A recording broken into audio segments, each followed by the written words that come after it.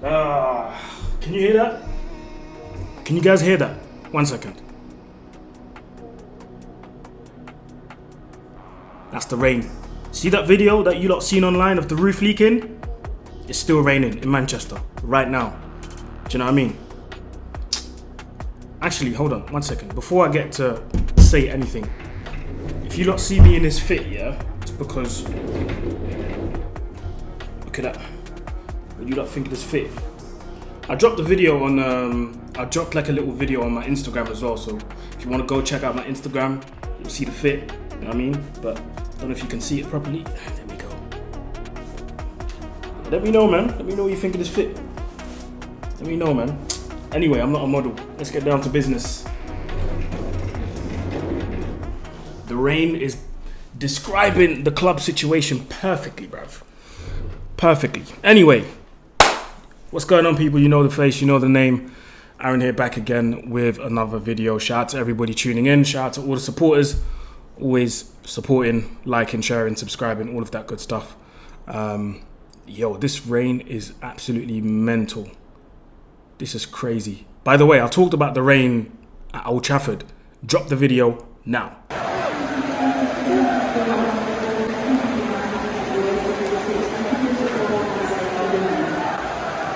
Honestly, it had to get exposed someday. Do you know what I mean? We keep talking about the roof leaking, but people think we're joking. This is what we're talking about. So, God, thank you so much for dropping the rain today, because this exposure was needed. Yeah, it was needed. Anyway, Man United 0, Arsenal 1. It's not much to say, is it? It's really not much to say. I expected a loss. Yes, I did. But I expected a severe loss. I expected like a 3-4-0. And I'm saying this with all sincerity, by the way. I'm not even joking. I'm not trying to troll. I'm not trying to go viral. This was my genuine expectation. Aaron, you should have faith and you should... No. My score prediction was based on what I've seen previously. And previously, what I saw was not good. If we couldn't beat Crystal Palace, what made you think we were going to beat Arsenal? Based on what? Hope. Faith. People think that just because you hope and you believe that you're going to win. No. You actually have to be a good footballer as well. You actually have to have quality as well. And I wanted to... Yo, this rain is crazy. But anyway, if you hear it in the background, it is what it is. I wanted to start off this video with a couple of stats. Manchester United against top sides in the Premier League this season. 2-0 loss to Spurs away. Sorry, a 2-0 loss to Spurs at home. A 1-0 loss to Arsenal at home. A 3-1 loss to Arsenal at home. A 3-0 loss against Man City at home. A 3-1 loss at home against Man City again. A 3-0 loss against Newcastle. A 1-0 loss against Newcastle away. And a 4-3 loss away against Chelsea. Got some more stats for you. Casemiro's 68th minute attempt was Manchester United's first shot on target in this match. So we had our first shot on target in the 68th minute. Their previous 9 efforts had failed to test David Raya at Old Trafford. Arsenal and Manchester United are having very different seasons. As we speak, Manchester United have won 16 games in the Premier League this season. Meanwhile, Arsenal have 18 clean sheets. Tells you another story. And the last stat, for you people that love stats, because people always want to throw stats at me. There you go, I'll give you some stats. This is Manchester United's 9th defeat of the season at Old Trafford in all competitions. They have never lost more at home in a single campaign in their history. Also, 9 in 1920, 1921, 1930, 1931, 1933, 1934, 1962, 1963, and 1973, 1974. Bleak. Yeah, can say that again. Very bleak. The only thing I was surprised by today, I was surprised by the fact that for 15 minutes going into this game, or starting the game off, we were actually okay. We were actually okay.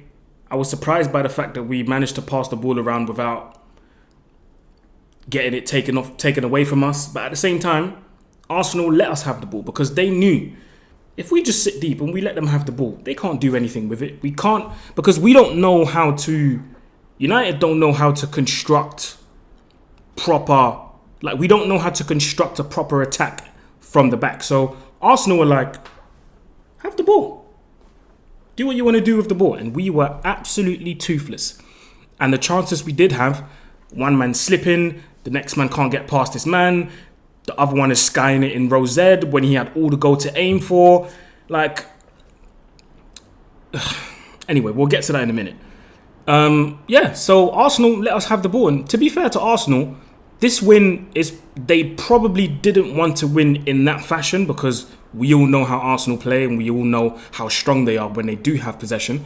But this was a must-win game. So they didn't really have to get out of gear one, if I'm really honest. I'm looking at this performance, I'm looking back at this game, and I'm thinking, Arsenal didn't have to do much to beat us. They didn't. They could even afford to take off the likes of Saka. They could afford to take off Trossard. They could afford to take off all of their best players, Odegaard, because they knew the job is done. The job's done. Usually, in a game like this, you're thinking, maybe I should keep my best players on the pitch until the end of the game because you never know. But Arteta was looking at our team and he was like, this team ain't no threat. I can take off my best players. And that's what you did. So fair play to Arsenal, man. They came, did the job, scored when they needed to against the run of play, but they scored. So they did what they needed to do. So, the goal in itself, I mean, can I really blame Casemiro? Yes and no. Yes, because you shouldn't be jogging back to get yourself back in position to hold that line. But at the same time, is he a centre-back? No. Do you know what I mean? And there's a lot more going on. There was a lot more going on the pitch than Casemiro's error, because a lot of people are going to blame Casemiro and say he's finished and stuff like that and say his error cost Man United. No, it wasn't Casemiro's mistake that cost us the game. It was our inability to be effective and clinical up front. This, and I've tweeted it before, I tweeted it just after the game. This is probably the most ineffective, the most toothless, and the most threatless, I don't know if that's a word, but the most threatless Manchester United front line I've ever seen in my whole life across a full season.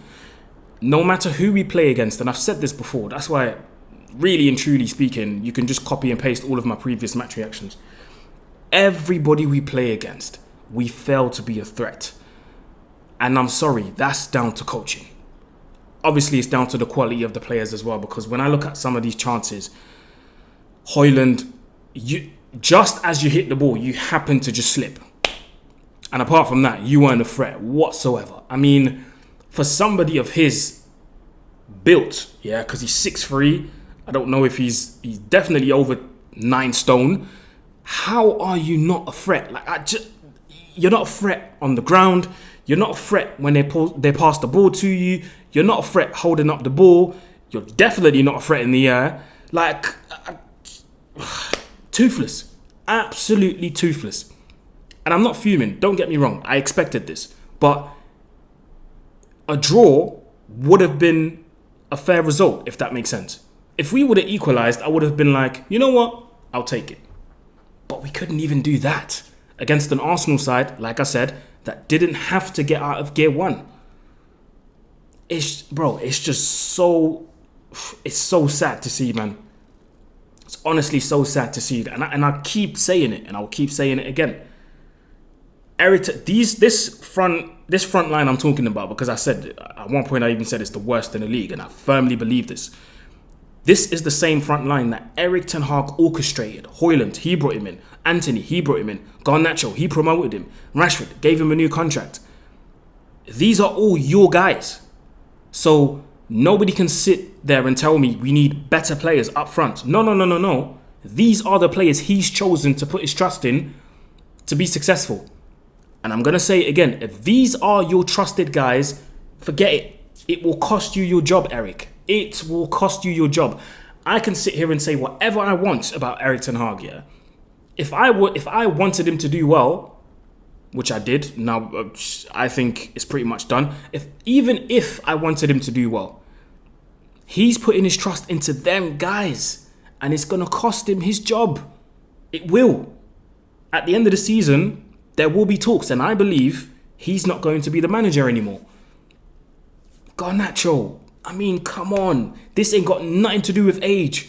When you're in those positions where you were in the game, beating your man, is not dependent on your age.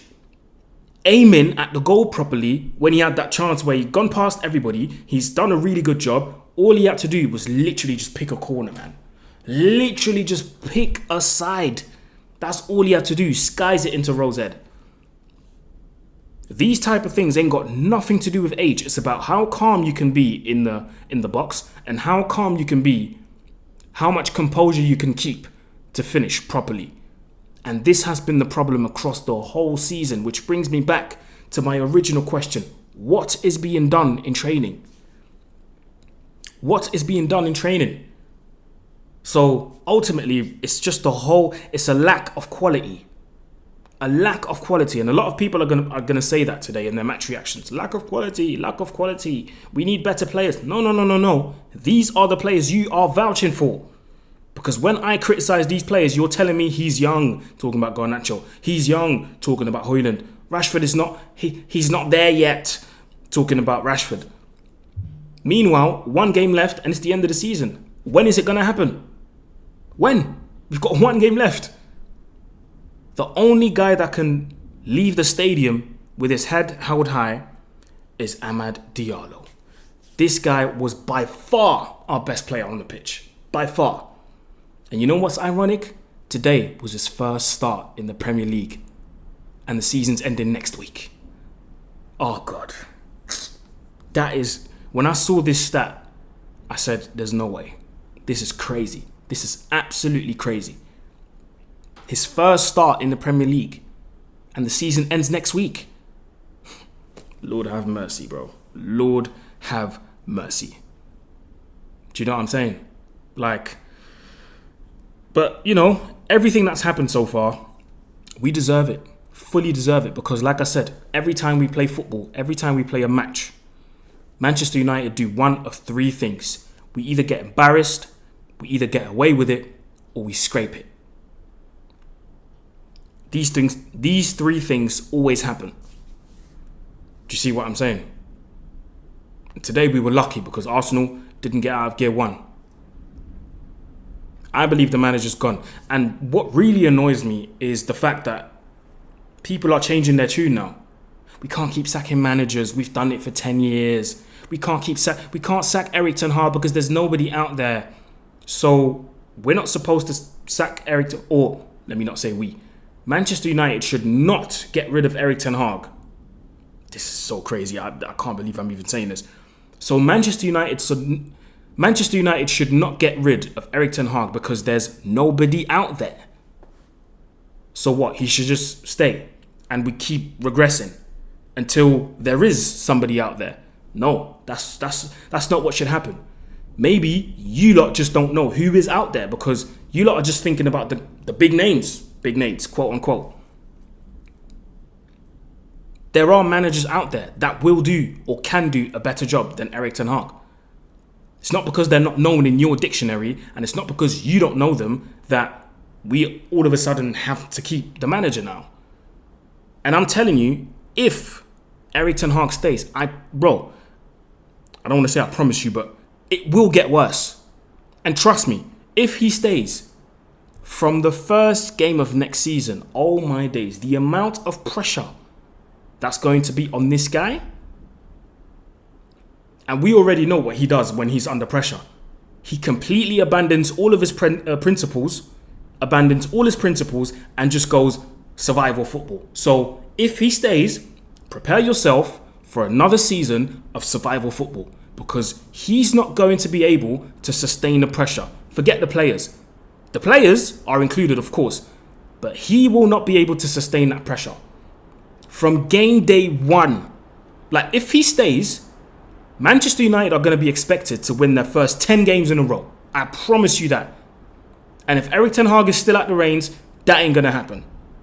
I'm letting you know already. So, all of you who are still supporting Ten Hag, which you're within your right to do, I'm telling you this now so that you don't be surprised at the start of next season. What happened? I genuinely don't understand how people can think, this season's a write-off, let's forget about it. Let's go on holiday, let's come back for pre-season, and all of a sudden, everything is magically just going to work. No, there needs to be a foundation laid with the current players so that you can prove to the owners, listen, I can lay the foundation with these players, therefore, I think I deserve new players. You haven't been able to lay any sort of foundation with the players that are here. With the, 9 or 10 players you brought in. You haven't been able to do any of that. The starting 11 on Monday against Crystal Palace included 7 of the players he either bought or brought through the ranks. Talking about Mainu and Garnacho. The rest, Onana, he brought him in. Casemiro was a club signing, so Onana brought him in. Mount brought him in. Garnacho came through the ranks. Mainu came through the ranks. Eriksen brought him in. Anthony brought him in. Højlund brought him in. That's 7 of your players that you brought in who are regularly playing. Garnacho had a run of 30 consecutive starts. So nobody can sit there and tell me he needs better players. No. He needs to prove it with those players first before you give him new players. So, all in all, yeah, this doesn't surprise me at all. Last game of the season next week. Actually, is it the last game of the season? 1 second. Let me check my... let me check the calendar. 1 sec. Manchester United. How many games we got left? Oh, we got 2 games left. We've got Newcastle at home on Wednesday. Lord have mercy for that one. And we have Brighton away on the last day. Do you lot really think we're going to win any of these 2? Really? Like, be honest with yourself, yeah? Forget all this hope thing. And Aaron, you have to have hope. You have to believe. No. Do you think we can beat Newcastle at home and Brighton away? It's a myth. It's an absolute myth. But yeah, anyway, that's my 2 cents on it. I think I've talked enough. Anyway, you know what to do, people. Like, share, subscribe, comment, all of that good stuff. It's road to 13K.